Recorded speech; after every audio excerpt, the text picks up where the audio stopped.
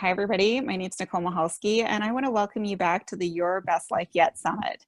I am so excited to introduce you to today's guest. The Buddha with Bling, Jennifer Schuitemaker, is an author, mentor, speaker, and visionary. Jennifer defines enlightenment and awakening as a terminal condition for which there is no outside cure. Her revolutionary new approach to enlightenment reconnects you to the splendor and magnificence of who you were all along. So welcome, Jennifer. I am so excited to have you as part of the summit today. Thank you. Thank you so much, Nicole. I'm honored. Thank you. I've asked Jennifer here today because she has a straight talk on really what's going on in society today, where we seem to all have something wrong with us that we're trying to heal and fix. And what Jennifer really believes is that all we need is some awareness, and I really couldn't agree more. So Jennifer, thank you for bringing that message out and sharing it with everybody. Well, I will say I'm sort of a rebel in this industry because I feel like, the spiritual, the new age industry, I should say, it's almost $10 billion strong now. And I think if enlightenment or happiness or security were a 10-step plan or just a book that we could buy, then I think we'd all be okay by now. And so what I'm just trying to have us realize is maybe the formula is wrong. Maybe when we're looking outside of ourselves for these solutions, we're coming up empty-handed. And not only that, we're on a never-ending hamster wheel of, maybe this chant, maybe this class, maybe this book. And I feel as though, my message is you cannot become what you already are because you already are enlightened. Just like you cannot be half pregnant, you cannot be half enlightened.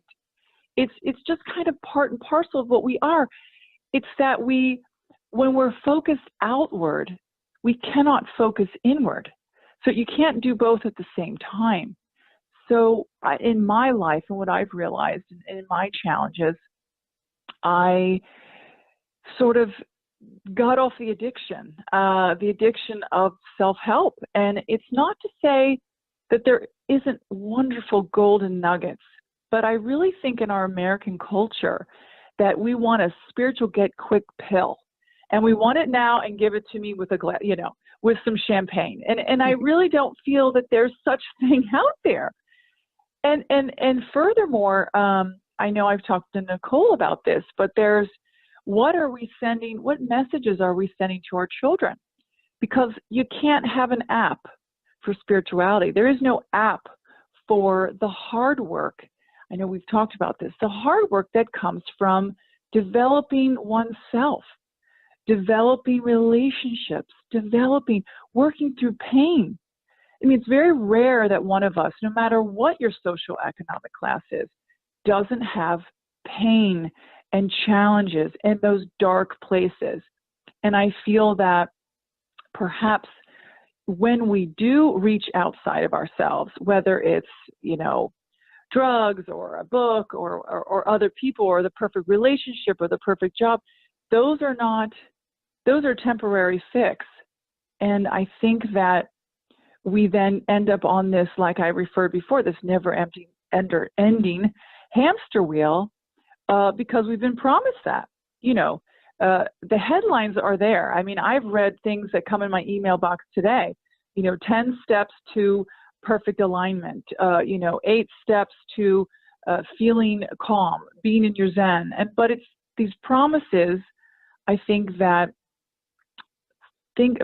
sort of make us feel inadequate. And I think it's a complete message of we're broken. And I feel like that was actually the impetus for writing my first book. The first book is titled, You Were Never Broken, There's Nothing to Fix.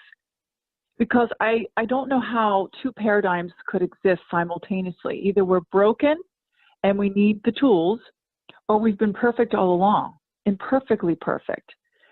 And I guess I just truly believe, I don't think anything that's divine, universe, God, whatever you feel or believe in, anything that would be made could ever be made broken. I don't feel we're broken. So I know I'm bringing up a lot of topics here, but I just, I think my message is let's go back, to where it all began and really sort of unplug from these quick fixes and, things that you can't download in an app, and really just go back to the simple. There's a, and I feel like quotes just really honed it in. The great poet Lao Tzu said, "In pursuit of knowledge, every day something is added, but in the practice of the way, every day something is dropped." And that is, to me, the profound, profundity of it all, because it's about letting go, dropping those things, not making another list of things that you need to acquire or pursue or read, or it is not, that is not, I feel, the way that we can find ourselves. So I hope I've said a lot, Nicole. I've said a lot. So jump in here and tell me what, can you identify with this? Can I really feel this is important for all of us. And I absolutely agree. I think this is key and something that really needs to be just talked about a lot more, because I know myself, I've totally been guilty of reading. I love to read, and I have read hundreds of books on self-help, personal development, you name it, I've read it. And what I find is that I get so excited when I'm reading the book, and I feel so good, and I feel like stuff is going to start falling into place for me. And, once I'm done this book, I'm going to be able to take off and just go achieve pretty much everything.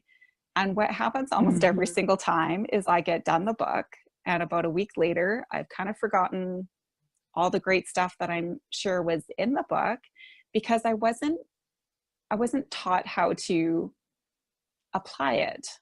It was great strategies, I'm sure, but it didn't relate to kind of how I could make use of this, or really maybe the better term is set that importance of, you really need to apply this to your life in order to, feel that joy all the time. And I agree too that, we're always trying to add stuff to our life. Like, again, going back to me and my reading, I'm always trying to add another book, or I'm always trying to add, maybe another practice to my daily routine that I have that's going to make me feel better, or that's going to help me through this.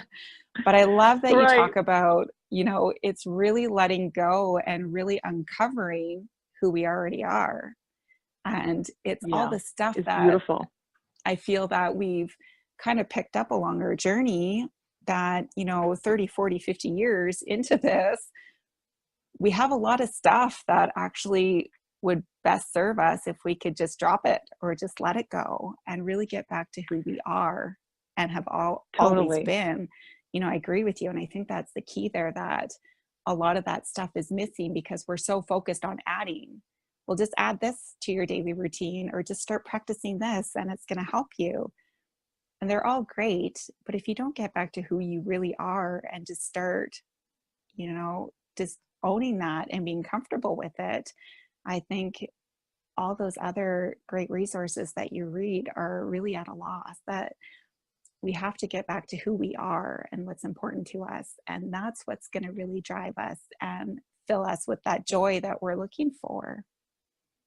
That's right. Right. And I think that, in our Western culture, and I'll just say that because, a lot of us who've traveled all over the world, and everyone's different, everyone has a different perspective, but I do feel we're seeing the implications from a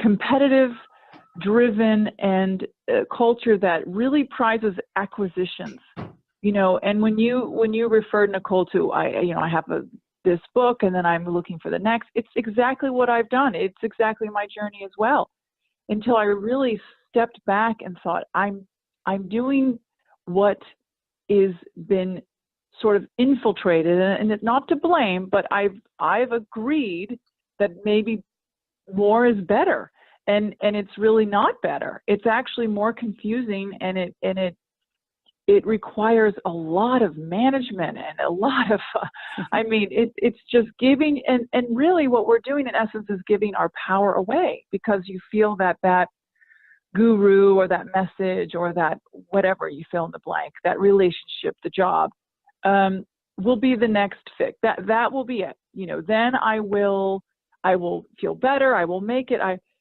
And I feel that I'm of this movement, and there's a lot of us who are saying, in essence, if I'm not okay right now, then there's no future goal. There's no future, then I'll be happy. You know, when I get this, then blank, fill in the blank. But that's the sort of symptom right there.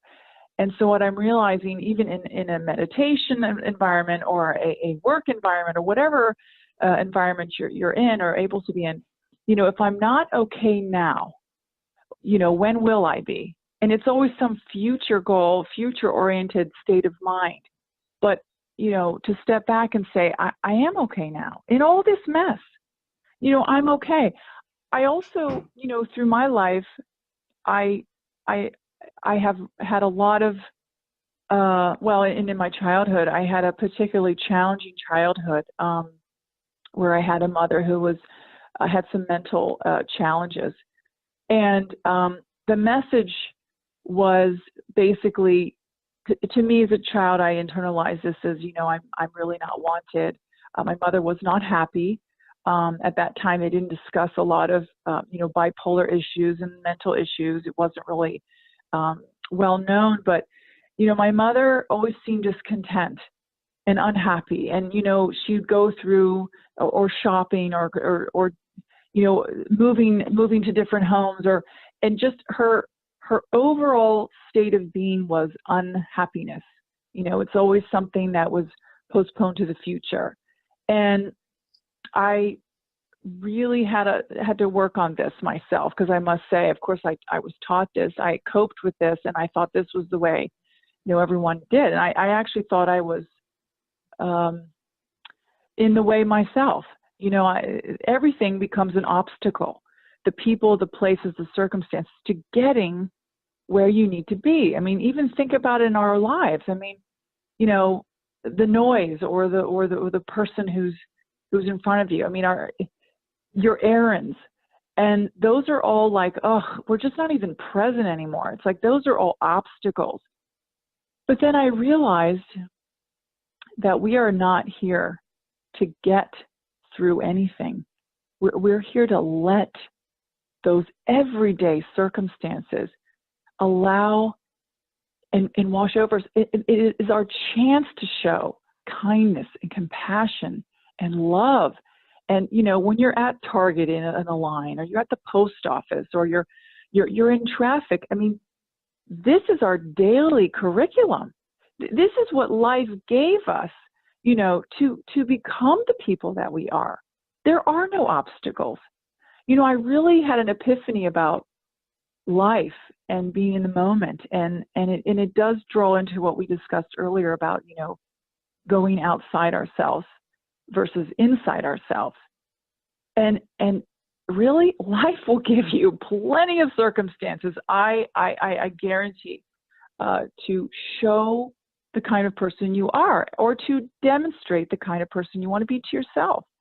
You know, we all have challenges every day. I mean, when the interview doesn't work, or, you know, technology, it doesn't matter. But those things are your chance to show the kindness and compassion, to show what kind of person you are, and above all, to keep, you know, the highest respect towards yourself. Because, as we all know, you know, if I can't, instead of asking for the blessings of others, for me to be the blessing is the best thing I can do for the world. And that's really how I feel that I can really serve everyone else, is to be the best me that I can be, running on all cylinders, happy and content as I can try to be. So I feel that is a very good place to start your daily life and your curriculum as your curriculum. And I totally agree. You brought up a few really good points in there that I want to touch on. The first, going back to kind of we're all looking for those external circumstances or things that we want to guide us or show us the way, or, let us feel that joy or help us fix ourselves.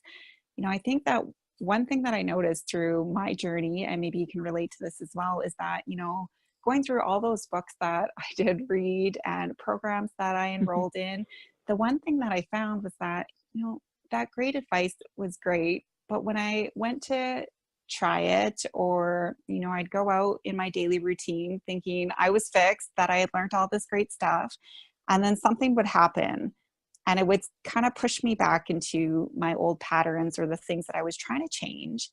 And I found myself living in this cycle for a long time where I just kind of kept beating myself up, where I couldn't understand why I just couldn't be like the people in these books, why I couldn't have it together all the time, and why I wasn't facing these challenges, to the best of my ability. And it was kind of one of those cycles that took me a while to clue in that, that message that you get a lot of times is that, well, when you get there, you should always be coming from a place of compassion, or you should always be joyful. And it's not the case all the time. We're always going to have our moments. And I believe it's at those moments that help us to grow. They help us to realize that, okay, there's still a little bit more work maybe I can do on that, but it's getting better every time. And what I've learned to do is, it's more about, like you say, that awareness.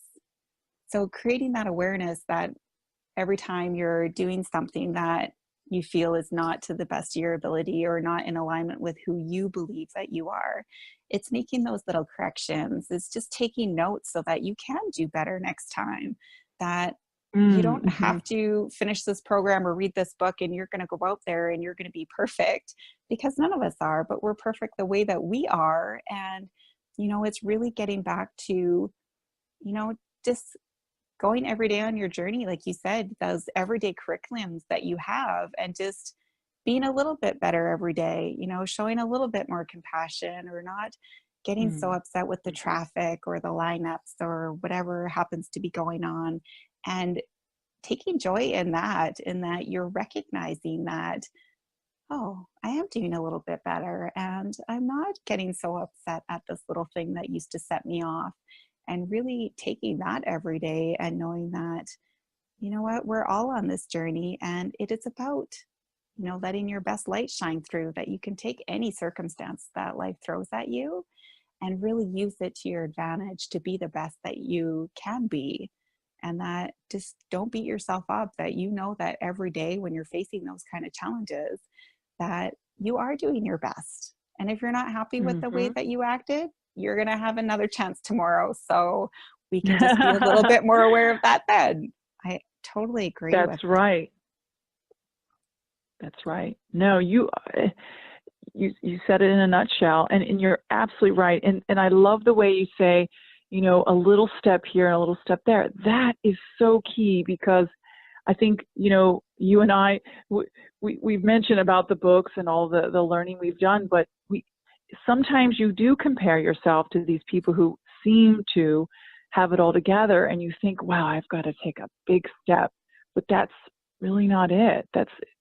I love your point about small steps, because it really can't be that I'm not okay and I'm going to work to get okay. The challenge, I think, is how okay are you willing to be in spite of the challenge that you're facing right now? Being okay with yourself and your choices. And you're right. We fumble, we do things that we later regret, but I think in realizing that and looking back and saying, well, but I did a little, I'm realizing it. I'm actually aware now. And wow, that's incredible. I mean, super, super epiphany moment, So I love that. I love what you said there. It's really, really, really, really go. really, really great. Sorry. And letting go of reference points, reference points that I think, or measuring sticks, as some people say, this is where I have to be, then you're never okay now. You're always thinking that you're broken. And then you're going to look outside yourself for solution. And that's the addiction. That's the part that's hard to break, really. And I agree. And I think so many of us get caught up in comparing. And I know that's something that I did, because I thought, well, if I'm doing all this good stuff, taking these courses and really working on myself and trying to better myself, how come I'm not already further ahead? And it's that comparison cycle that really, once you get into that, it takes a lot to break it. But once you do and realize that we're each on our own journey and we're going to get to where we need to go eventually, and you just kind of need to enjoy the ride and know that you're doing your best, and don't measure yourself against other people, because you don't ever know what's really going on the other side of that either. So just know that you're doing your best with what you have today. And I think that I love that. And I think that brings us, I love that. Yeah, go ahead. Sorry, Nicole. That's okay. I'm glad that you enjoy that, and I hope that our audience can hear that too, that you're okay where you're at right now, and you don't have to compare, because I know that I do it, so I'm sure that a lot of people do it. When you're struggling, you don't let the world know that. You kind of keep it tucked inside, so you go out in your day, sometimes maybe acting like everything is just perfect and it's okay, and on the inside you're really kind of falling apart. And there's so many other people out there like that too, that we're all facing the same struggles. So don't look at what's going on the outside and compare yourself to that, because that's really not the reality. That's just kind of what we want people to see during the day, for the most part anyway. So just know that you're okay where you're at. And I think you brought up another really good point too, is that, so many of us are waiting to start this journey, or waiting to feel better. We talk about, only if we got this new job, again, back to the books, if we could just read another book or learn to meditate or hire a guru, that's when we're really going to start, living the life that we want to. And so many of us are postponing our happiness to that future point. Can you share maybe a little bit with us? So why do you think we do that? Well, I think it's a multi-factor thing. I think it's an extremely important insight, though. I think being aware of it is just a huge part of overcoming the challenge, because we do all these practices designed to bring about some future moment of enlightenment, or some future moment of epiphany, or a future moment of awakening, however you want to term that. But meanwhile, we're not even in the moment, because you can't multitask presence. Presence doesn't have a laundry list of things you have to do to be right here, right now. And I think with all the distractions and the things, and again, all these laundry lists of things that we have for ourselves, of this is what we have to acquire or accomplish in order to be there, whatever there is, or become that, whatever that is. Simply, as the quote stated before from Lao-Tzu, is it's actually dropping all that.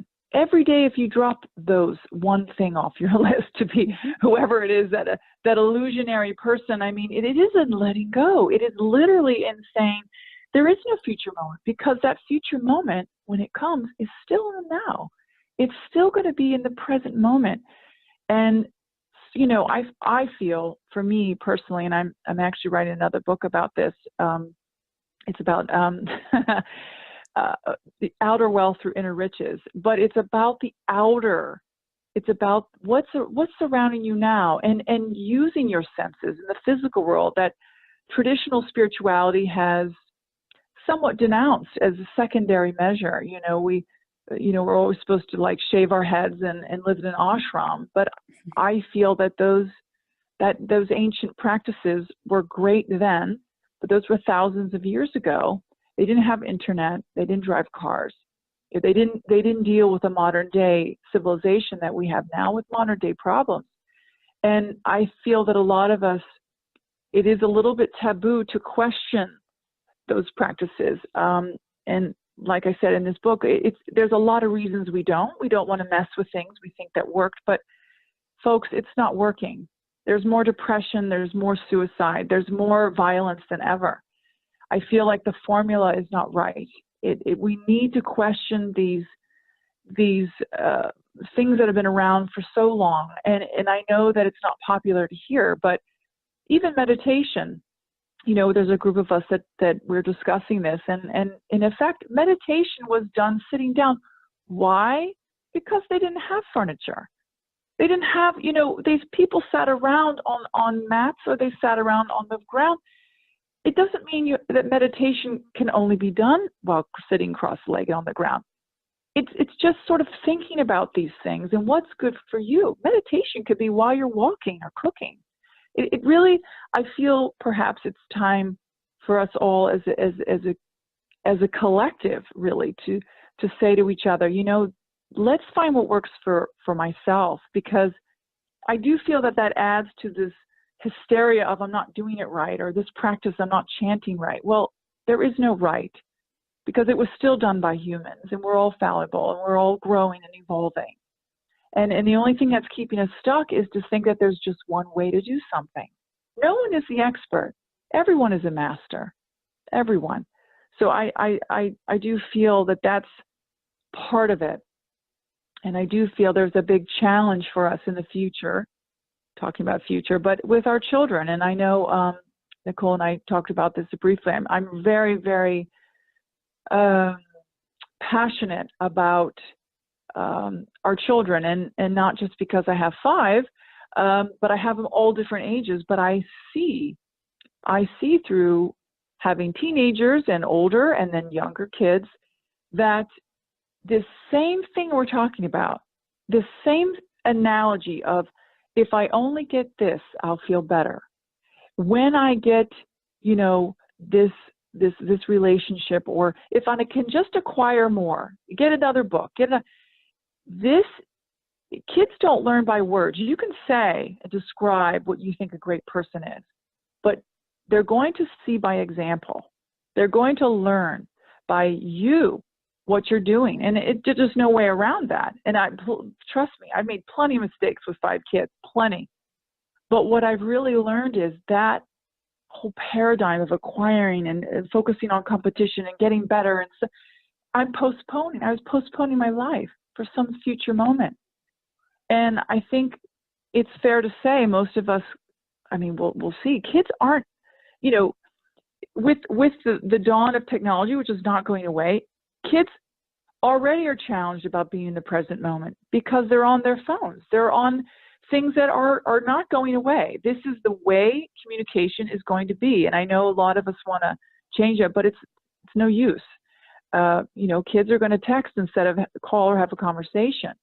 They're going to, do gaming. They're going to do things. They're going to learn in schools in different ways. But I find it so interesting that all these different, this is kind of a side note, but all these different businesses are starting up called, I don't know if you've heard this, Nicole, but adulting school and finishing school and all these old things, because kids don't even know how to greet one another.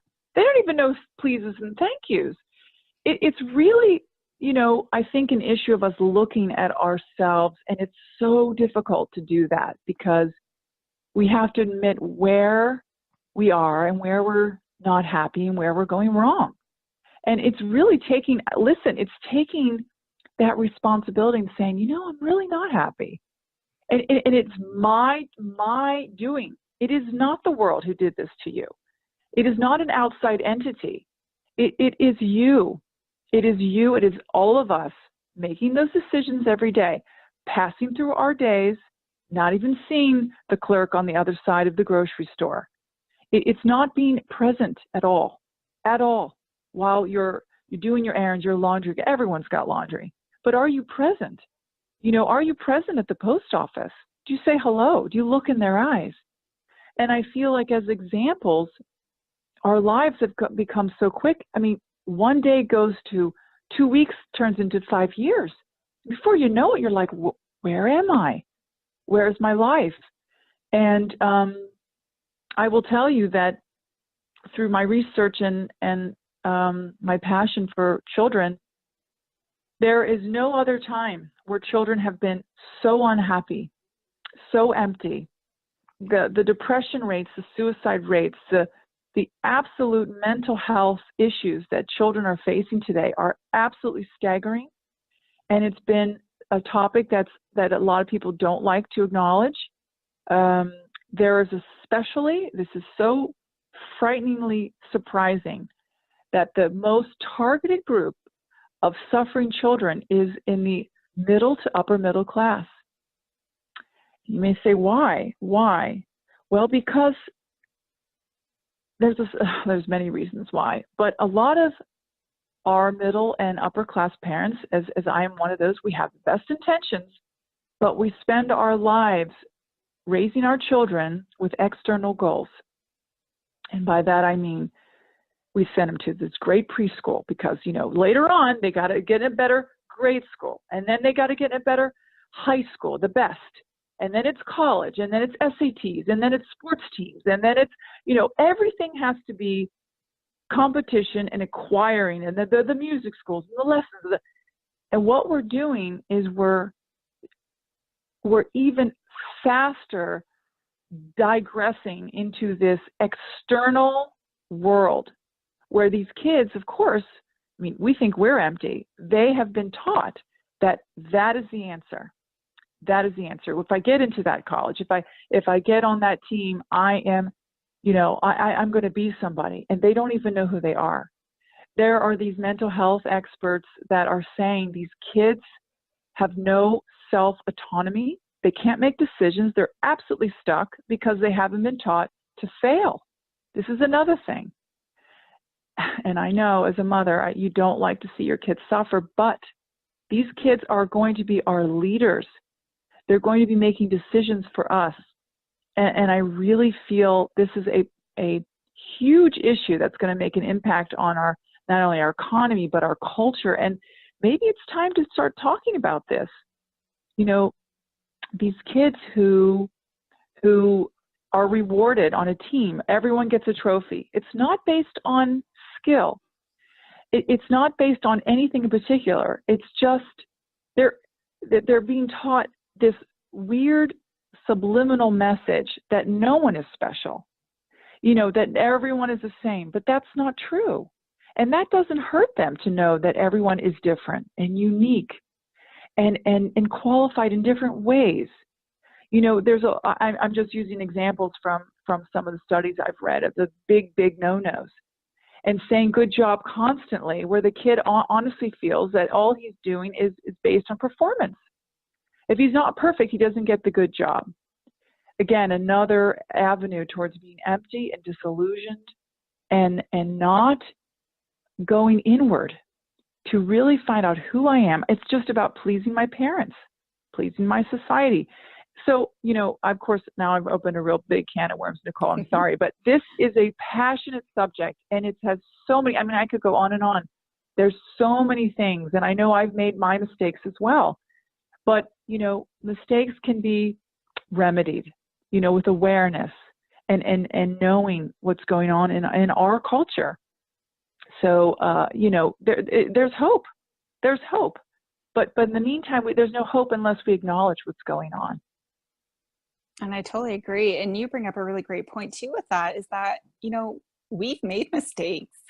We've been able to go out there, and I've made a ton of mistakes, but it's those mistakes that have allowed us to grow. And I'm right there with you that if we don't allow our kids to make those mistakes as well, they're not going to have the opportunity to grow. And one of my biggest frustrations is the awards again for participation, or everybody gets the same awards and we don't keep score at the baseball games or the soccer games and stuff like that the kids play.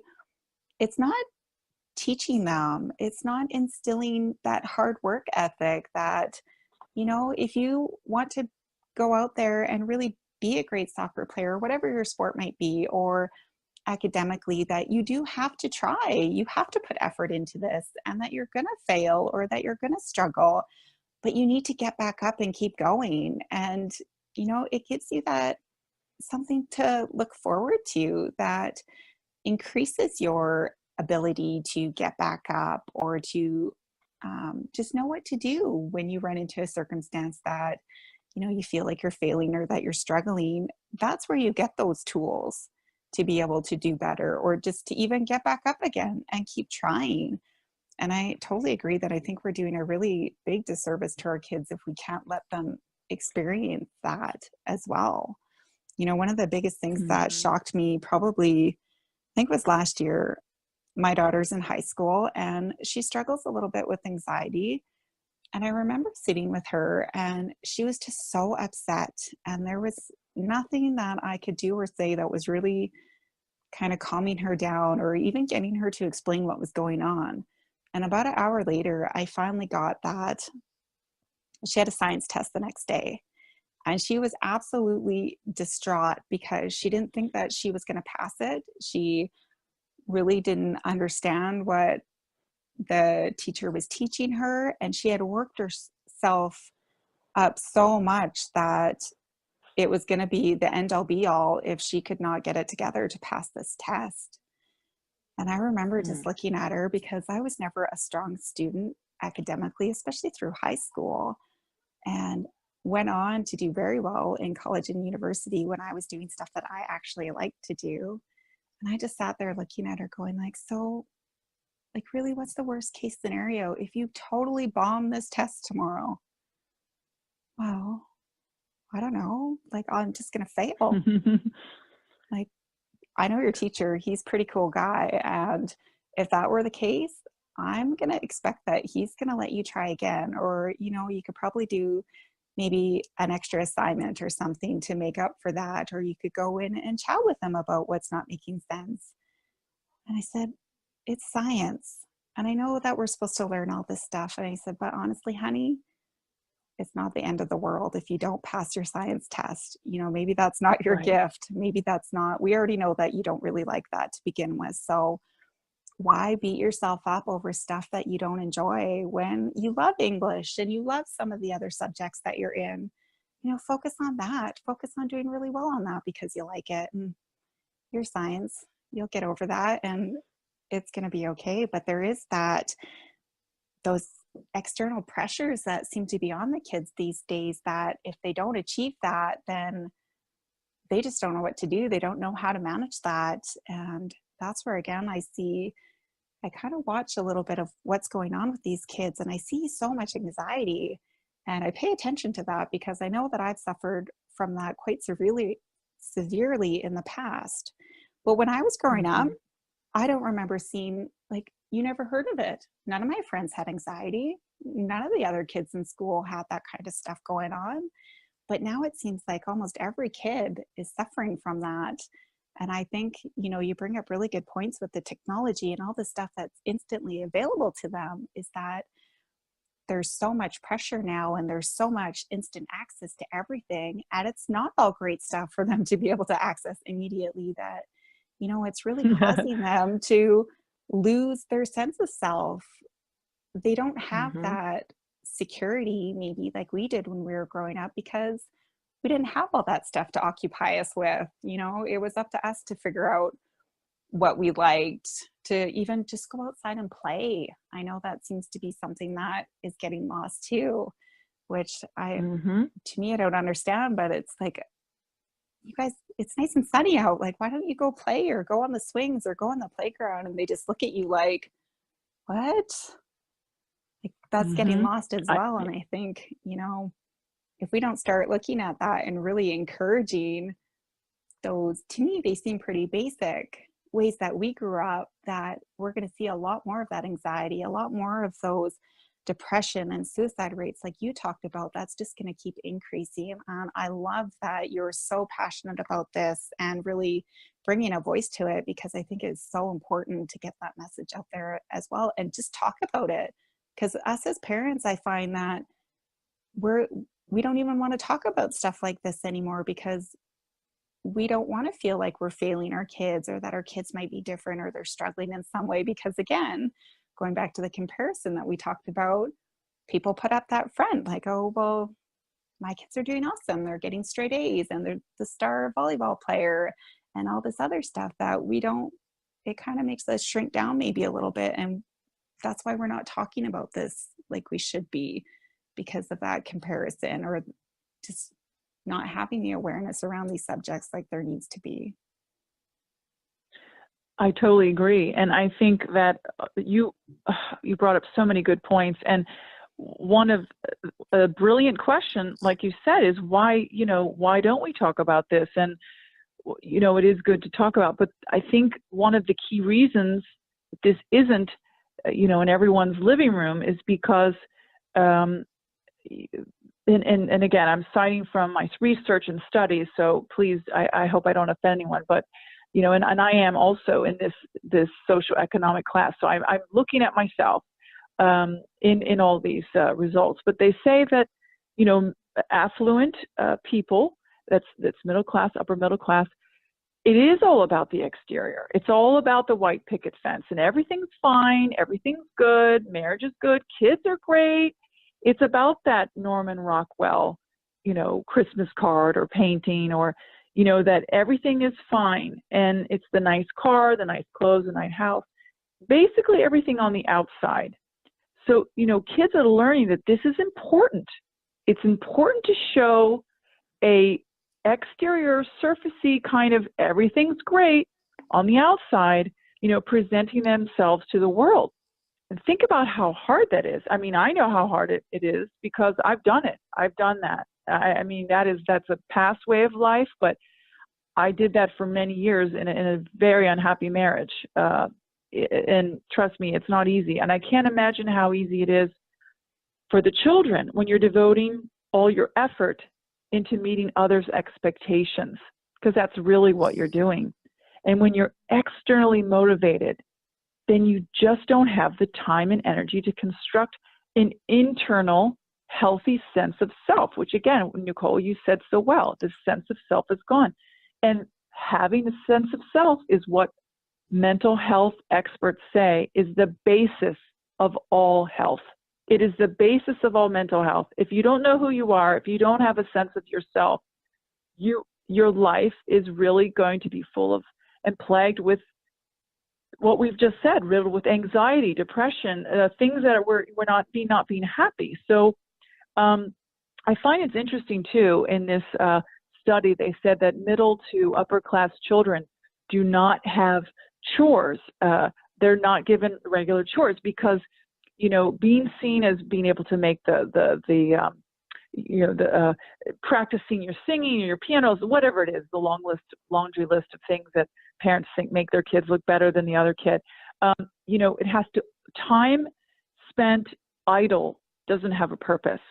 So a lot of these parents, they're into camps, they're into, listen, we can all identify, they're keeping the kids busy. And like you said, they're not able to go outside and just do nothing, create, just a few peaceful moments. And back to the chores, though, they say that, if a kid leaves his sweatshirt on the soccer field, the parent is more likely to say, we'll just get you a new one. Now, what's that teaching, the children? And right there is the daily lessons of discipline, responsibility. And to be fair to the parents, I don't want to be one-sided, but the parents are exhausted too. I mean, they're working all day. They're driving their kids around constantly the rest of the evening. And on weekends, they devote to the kids. And then we wonder why our relationships are crumbling. With our marriage, that's what keeps it all together. So there's a lot of problems, a lot of issues. Of course, like I said, this is a huge topic for me, and just to bring it to the forefront and say, let's discuss, why do we feel this is actually a good full circle moment, because we're coming right back to where we were with spirituality. We're saying the same thing about our households. Why are we postponing our happiness to some future moment or some future goal? It's the same thing we're doing in our spirituality and our happiness and our, whatever you want to call it, enlightenment, awakening. The same thing. It's about learning to be okay now with what I have now, no matter what the challenges are. And the challenges are part of life. You know, not saying, well, I'm going to be okay. My kids are going to be okay when they get into that college because I'm doing all this for their college. But exactly what, you know, Nicole, you and I said in the beginning, it cannot be I'm not okay and I'm working towards that. It's going to be some future moment. It's really about how can we be okay now with all of our flaw, all the ugliness, the whole mess, the whole mess of what's going on with our kids, with ourselves, with our relationships. And then I think finally, just to go on another point that we both said, which is really beautiful, is that the work. This is not, you know, instant access, Google. You can't Google that. You can't download. Life cannot be downloaded. It has to be lived, and you have to be. It has to be observed. It has to be taken in, and really that, you know, is a little anti from what our social media culture says, but I mean, we can't ignore that we can see all the ads and images showing all this easy stuff and life is great and everyone else's life is better than mine. But, you know, when you really get down to it, life has to be lived, and it's an illusion. And things and people are not of equivalent value. Things are things, but people are people. And, you know, that's really a key, I think, to teaching ourselves and our children, you know, what's important. So I think that's a great full circle, you know, moment. It's really an analogy of what we began discussing, and then here we are. We're wondering why our kids get the same. I mean, of course they get the same message. So I think that's beautifully said. I agree. You know, and you brought up another point too, that it's no wonder we're so exhausted. I mean, trying to keep up with everything that we have going on, it is a wonder that, you know, we find ourselves exhausted at the end of the day, and we don't take that time for ourselves to really do the things that we enjoy because we're so focused on making sure, you know, the kids are doing everything that they need to be doing, and, you know, just creating this life that you're always on the go, and you're really not taking that time just to enjoy those little things that is so important, which I think we can sum up this, again, that full circle and the interview with this last question is, what would you say to the audience? How can we really stop holding back and release ourselves into life right now, into the present? I love that. Well, I honestly think, you know, realizing that we're not here to get through life. We're not here to get through our day. We're here to let life, you know, give us that daily curriculum. And who are we going to be in those moments? I mean, when you're not here to just get through something, you can then let it allow itself to, you know, I really think it's to allow us to show who we are, you know, those moments of compassion or connection, moments of kindness or love, you know, just to our everyday interactions. You know, whether you are in traffic, whether you are doing an assignment, or you're working with someone one-on-one, or you're with your child. I mean, there's just no other way to be than to be in that present moment where you actually then will hear the nuance in the voice of the other, and you actually feel the softness in the cheek of your child. I mean, you'll actually be there experiencing what's actually happening to you, you know, and making that connection. That I feel is for me at least, that's the beauty of all of existence. It's really, that's the reason to be alive. You know, are you tasting the food? You know, are you hearing? You know, are you feeling what's going on around you? It's a lot about physical and you know, being on all cylinders all at once. It can be a beautiful thing, even if it's for a few minutes out of the day. And I agree. It's a totally different experience that you have during the day when you're truly present. And I know I get asked this question quite a few times. It's like, well, how do I know? How do I know when I'm actually, you know, being present? And it's something that I don't think it's, I think you've explained it beautifully, but it's more of a feeling. And you just know when you're sitting Hmm. in that same place that you've been to 100 times, and then all of a sudden you notice the beautiful color of that tree that's always been there that you didn't see before. I think it's, when you're on the right track to being present, when you start to pick up those little things that you never noticed before in those places that you've Oh, been to 100 absolutely. times. And that's the key to really kind of Absolutely. being able to check in to how you're doing. And remember, it's how you're doing for you, not in comparison to anybody else either. I Or agree. Jennifer, is there Yeah. anything And else that, go ahead. yes, yes, because I really would love to say one of my favorite quotes that I'll try to say without crying because I love quotes, and it Mhm. really sums up your question that you just asked, and it's by Mary Jean Iron. And her quote goes as follows: "Normal day, let me be aware of the treasure that you are. Let me learn from you, love you, and bless you before you depart. Let me not pass you by in quest of some rare and perfect tomorrow. Let me hold you while I may, for it may not always be so. One day I shall dig my nails into the earth, or bury my face into a pillow, or stretch myself, taut, raise my hands to the sky, and want, more than all the world, for your return." I think that is Just about a normal day. a beautiful Yeah. quote for everybody to keep Yeah. in their heart and just remember throughout the day. That's amazing. Is there Yeah, anything thank you. else It's just that about the normal day. it I is? mean, it's a normal, do you know how many people would die to have a normal day? I mean, just a normal day who they can't experience it because of some ailment or some. It's just a normal day full of craziness. And so many of those things that we just take for granted as well, that, you just need to sit back and enjoy it. Just let it be Yeah, the way it's going yeah, to be.